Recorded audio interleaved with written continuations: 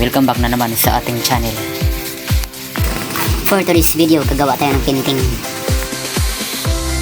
By the way, akong gamit ng painter sa water-based acrylic paint. Then, mga may paintbrush o may isa ka na ko sa back.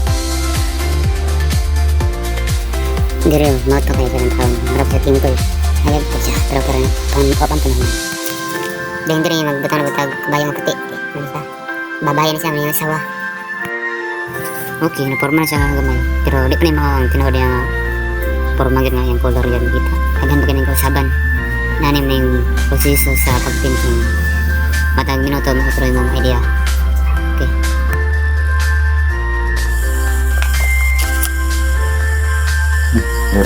No, ano ito? Nag-block na Nadubli ito na. Wala.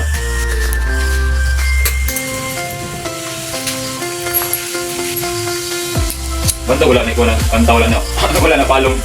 Wala dito na kuha mo. Ang galing. Ngayon mong saan ni kuya. Nauta rin. Yakas ka.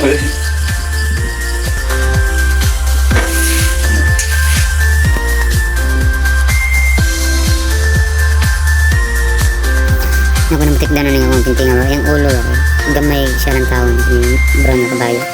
Muna ako siyang trophy. By the way, dili ako professional painter. Ako, tungalingaran sa naboy. Ano magandang pagama ng patent. Mga first time ko nga nag-painting na nga drawing. Medyo dagang kayo mga kulang na technique. Sikat tigit pa. So, itong pinagamutan na makuha na ito nga nila ito sa ng taon. Kapit na siya mga mano. So, ito ganing tiwas na maglantaw kung sa forma ng drawing ka.